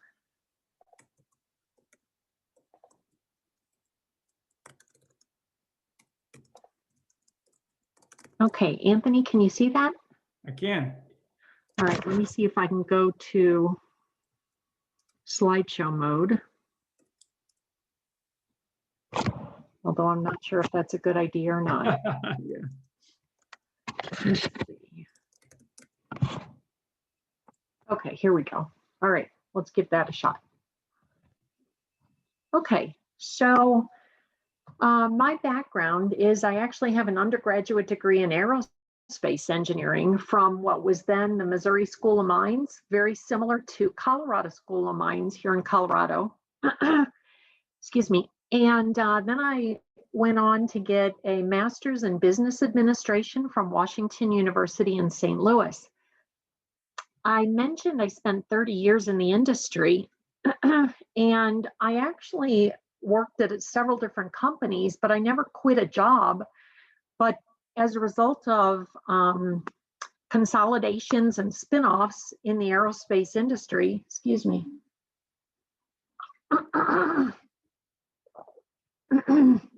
Excuse me. I actually started at General Dynamics, and then the division I was at General Dynamics, which was Space Systems Division, where we did the Atlas rocket family, was purchased by Martin Marietta, and we were moved to Colorado, and then we merged with Lockheed and became Lockheed Martin. And then later we spun off the rocket programs from Lockheed Martin and from Boeing and formed United Launch Alliance. So I retired several years ago now, about 3 or 4 years ago, from United Launch Alliance, where I was the general manager of a business line called Human Launch Services. And so, I like to summarize my experience by saying I spent 10 years in engineering, 10 years in project management, and 10 years in program or general management. But the truth is, I had a lot of different positions within those companies. And about every 3 years, I would move to sort of a different project or a different area. I started out as an aerospace engineer, but my area of expertise was structural design and analysis. And so I did that for quite a few years, did a little bit of flight test engineering.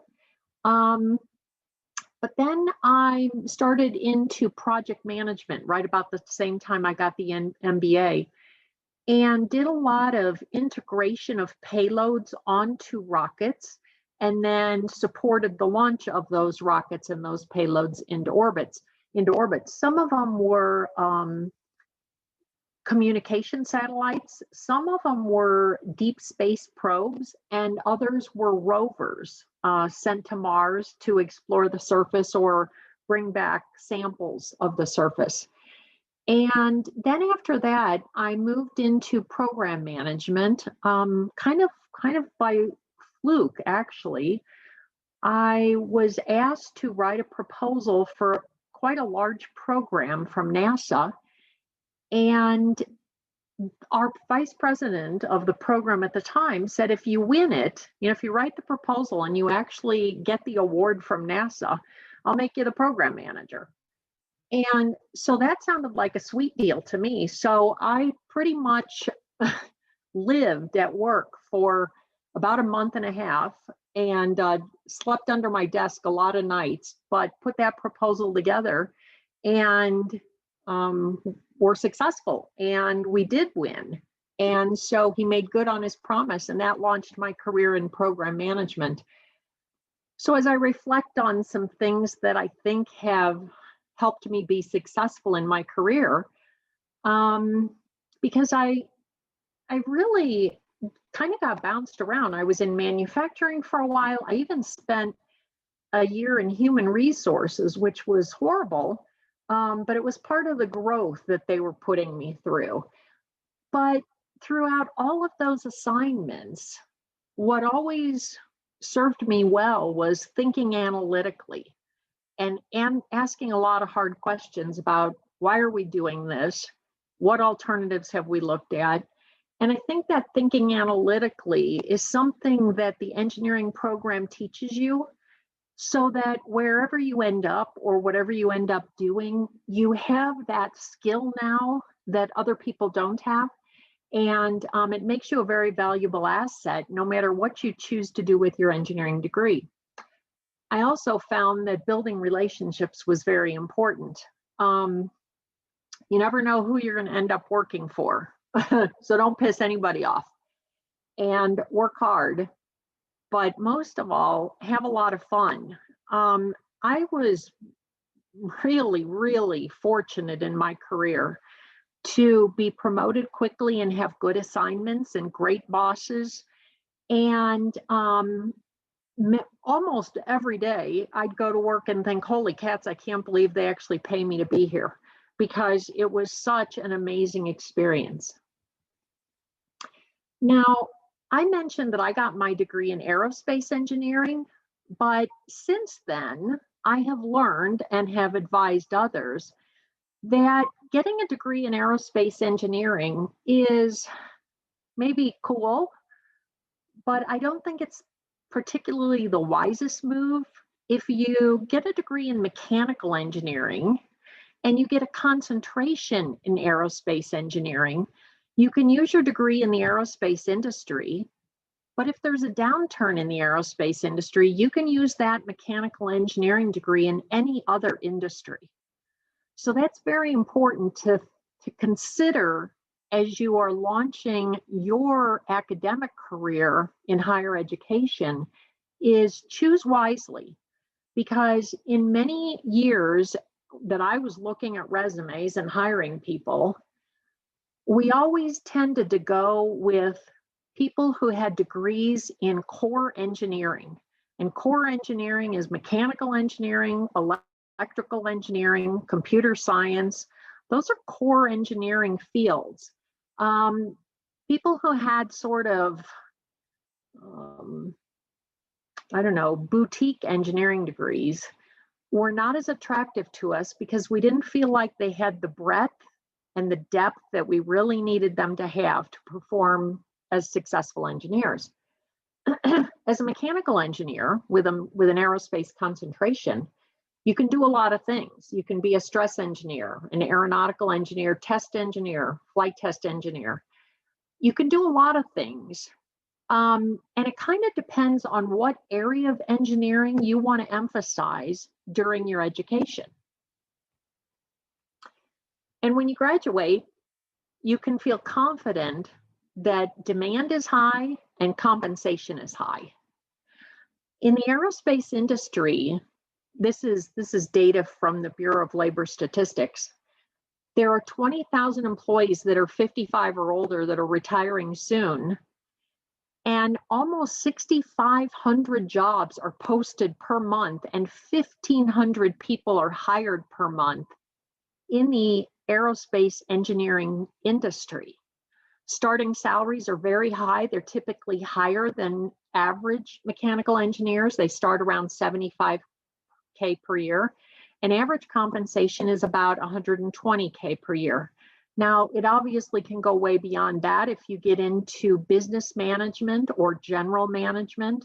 Human launch services was a kind of a new area that the company wanted to move into, because we could no longer, well, after shuttle was retired, the United States did not have any launch system that was capable of putting humans into orbit. So during that period of time, the United States was actually relying on Russia to put astronauts on International Space Station. So United Launch Alliance saw that as an opportunity for new business, and they asked me and gave me about 30 guys to create a new business for them in human launch services. And between the time I got that assignment and about 4 or 5 years later when I retired, we had grown that into $1 billion business for them, and we had over 250 employees. So you can go well beyond compensation of $120K per year, depending on what responsibilities you are given. And the cool thing about Colorado is there's a lot of companies and internships here in Colorado. So if you love Colorado, and who wouldn't, I got bounced around the country a lot, by the way. I started in Texas, and then I got moved to Missouri, I got moved to California, and then I got moved to Colorado. And when I got to Colorado, I was like, boy, I am done. This is where I want to stay. And so there's a lot of companies in Colorado And we in the mechanical engineering department have a lot of contacts at those companies and can help you get internships there. As Anthony Marchese mentioned, and maybe as Yalen, we just started an aerospace engineering program in fall of this year, so fall of 20. We just started an aerospace engineering program from within the mechanical engineering department. And so now students in the mechanical engineering program can get an undergraduate concentration that is declared on their transcript by taking 4 technical electives from this big long list of courses that I'm going to show you in a moment. This is no additional coursework. All mechanical engineering seniors get to choose 4 technical electives. But if you happen to choose them from within the aerospace engineering program, then you get this undergraduate concentration. In addition, and beyond that, at the graduate level, we offer a graduate certificate and a Master of Engineering degree. Those are going to be launched here this coming fall, and those are available online. So I mentioned earlier that I have an MBA, but I didn't pay for that MBA. When I was a working professional working as an engineer, General Dynamics paid me to get that MBA. So they paid for the education. And at that time, they actually gave me time off work that was paid to go attend those classes. So what might be available to you is after you graduate with your undergraduate degree, if you go work for somebody like a Lockheed Martin or United Launch Alliance, and you want to pursue a master's degree, you may be interested in getting a degree in aerospace engineering from CSU at the graduate level, and you can do that online.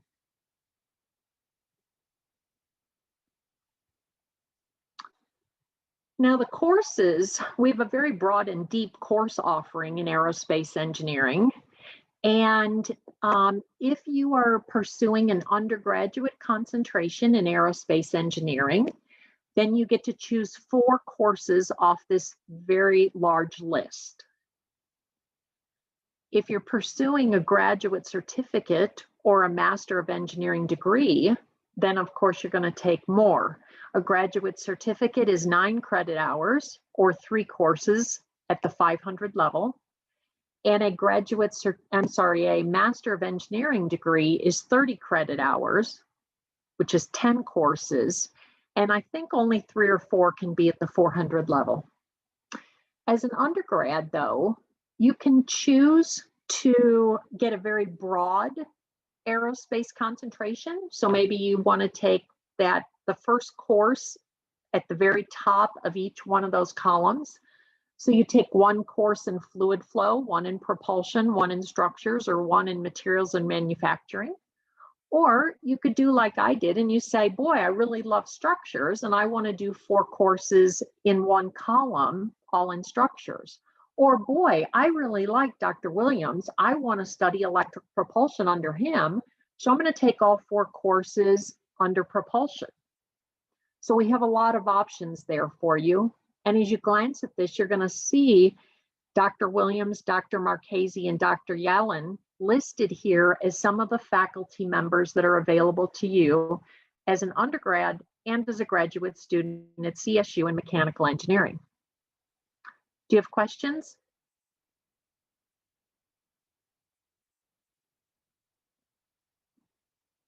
I have more slides, but I'm taking a break.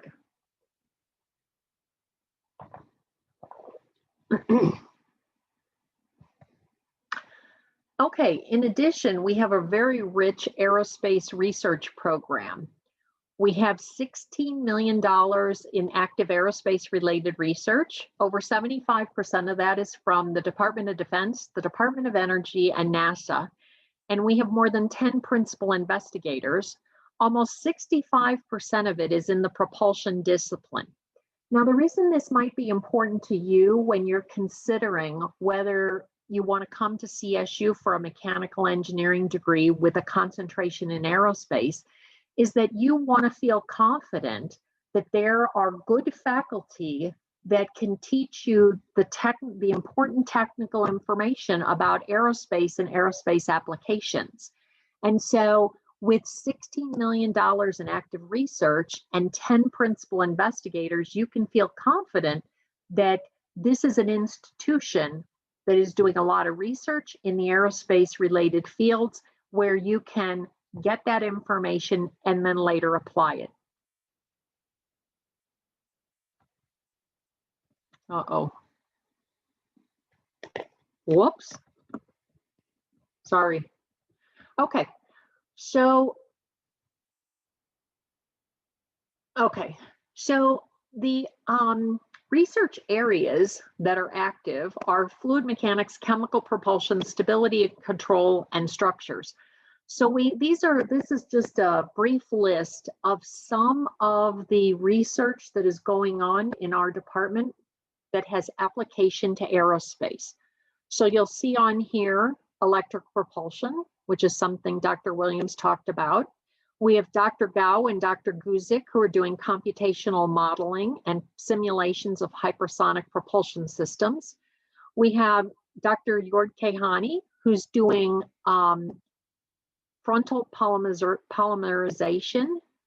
We have Dr. Kakama, who's doing nano-modified polymers.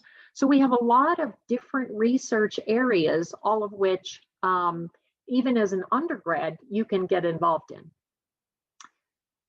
So now you might be saying, well, boy, you know, I'm thinking about UC Boulder, I'm thinking about mines. Now I didn't realize that CSU has an aerospace engineering program also.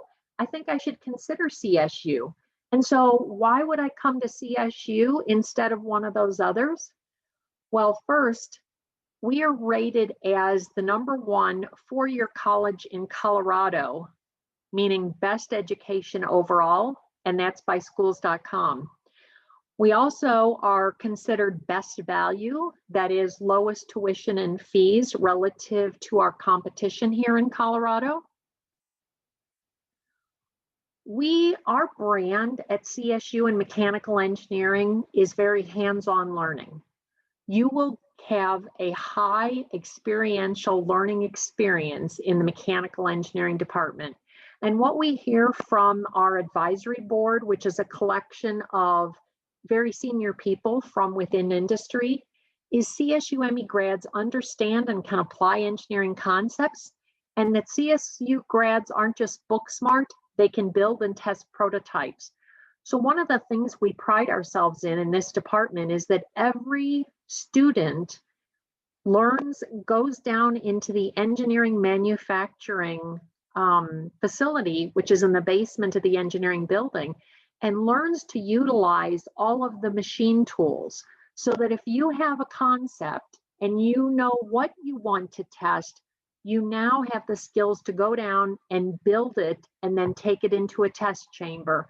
And so we are very proud of the fact that all of our students have that capability and have that hands-on expertise. Also, according to Money Magazine, Outside Magazine, and Men's Journal, Fort Collins is the best place, is one of the best places to live, top 10 places in the US. We're also very good to our veterans. They've given a lot to our nation and we give a lot back to them. We are top 20 in the nation, 14 among the best public universities for veterans. And we recently launched a scholarship for veterans who are interested in the aerospace engineering concentration. And so that is available to you if you have that in your history. Also, other scholarships available, and this is to not just through CSU, but through the Aircraft Owners and Pilots Association and also AIAA, some scholarships that are available to students who are interested in aerospace engineering. Okay, any questions from anyone? Would you be able to go back just a slide real quick? Oh, sure. All right, Thank you so let me much. go see if I can share again.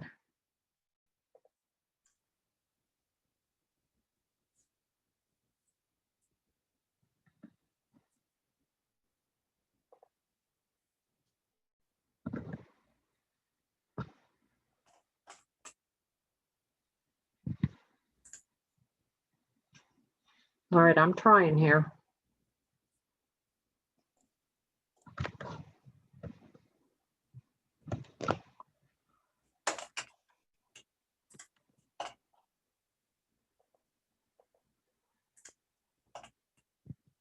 Aha, all right, I'm going back. All right, Adrian, is that you?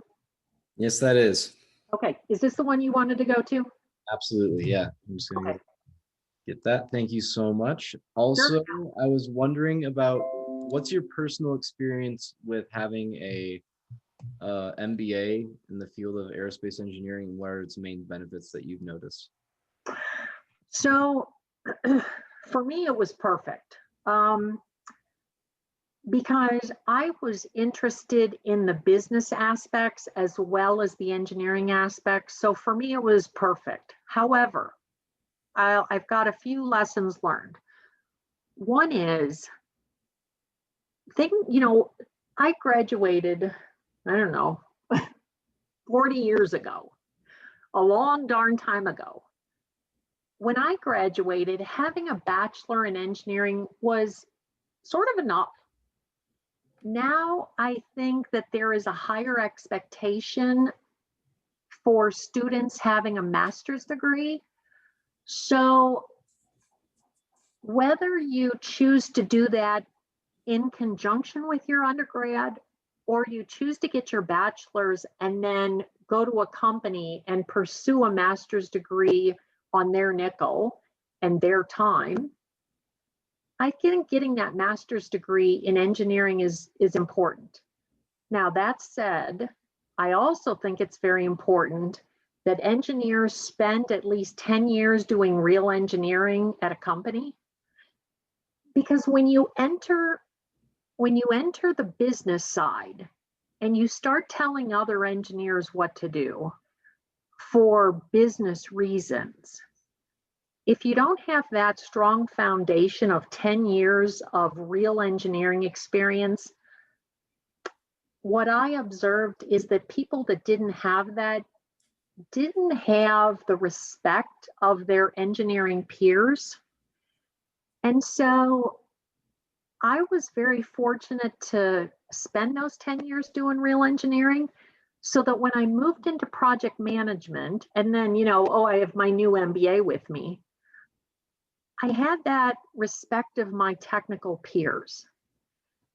And that's worth a ton, because you are now you have different responsibility, and you're trying to guide this team of people in a direction that will make money for the company. And you are questioning their design. You're not just looking out for the business, but now you're responsible for technical, cost, and schedule, all three of those. So you, as the leader, then you're challenging engineers. And if they don't respect you, that's hard. And you've now got the MBA piece where you are able to talk intelligently about the business piece of it, the schedule and the cost and the return on investment. So I think the MBA is a huge, huge win, but at the right time.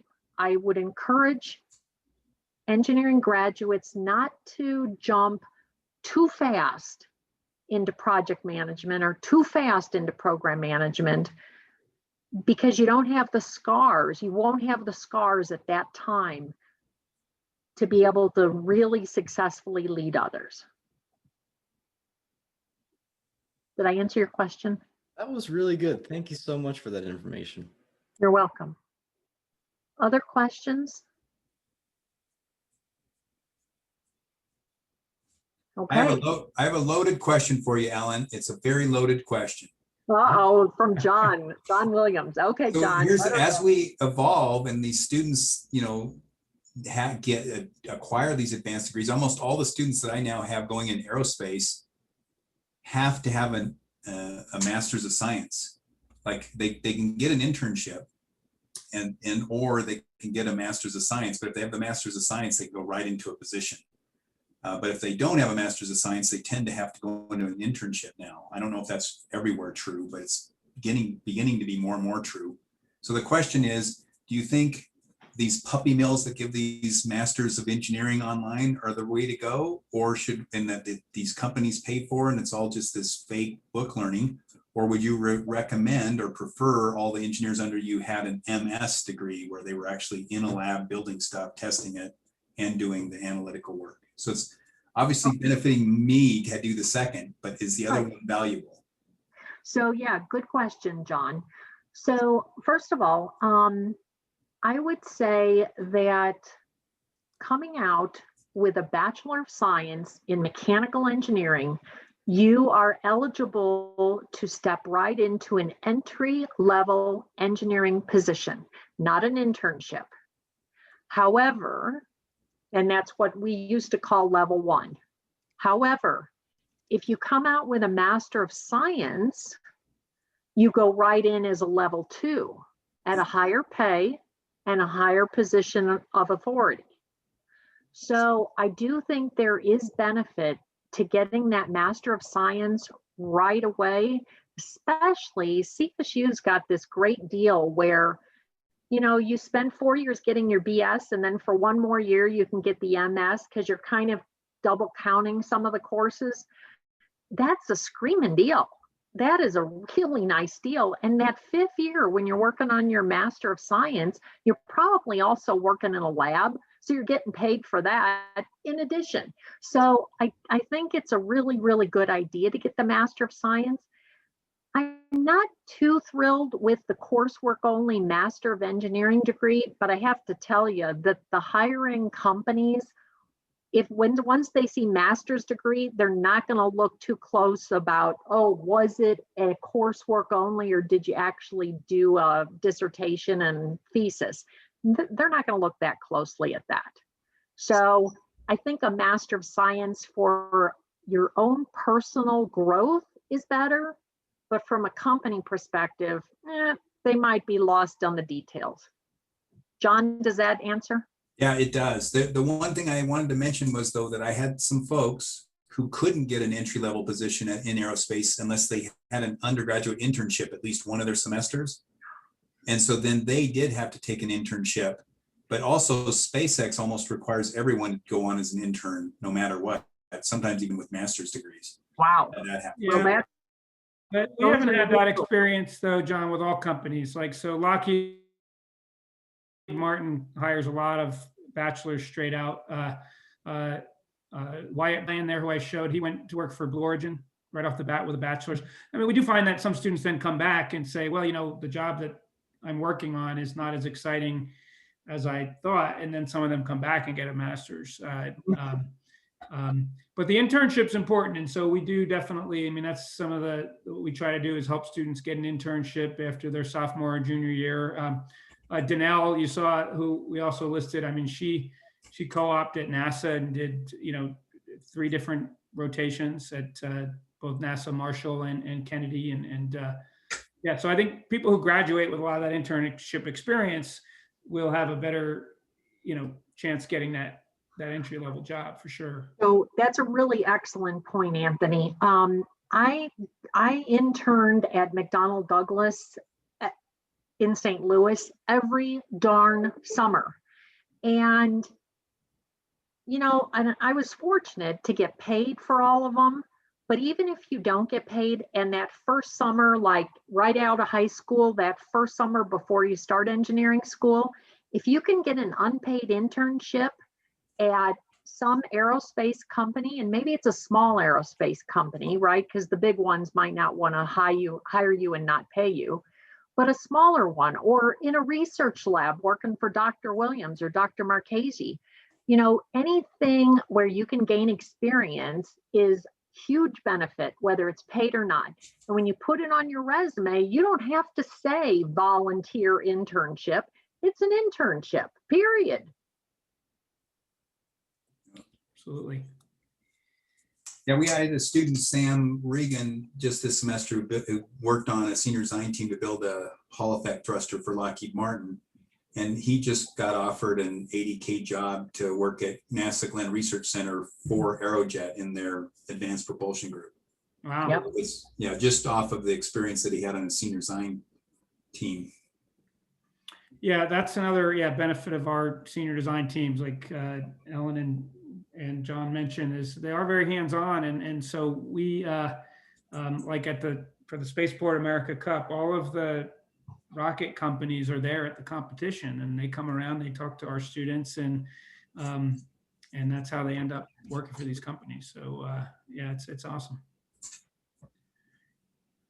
So I've got to jump off here. I'm 5 minutes late for a meeting to talk to a student in my rockets class because they can't figure out that V2 problem. So I think that's okay. I think we're done. So thank you all for joining. Rachel, I'm going to hand it back to you. Yeah, and I would just, before I jump off, just please don't hesitate to reach out to any of us, Rachel, Ellen, John, Azair. You know, we're here to answer any questions. And, you know, if you're excited about what you've heard today, we'd be honored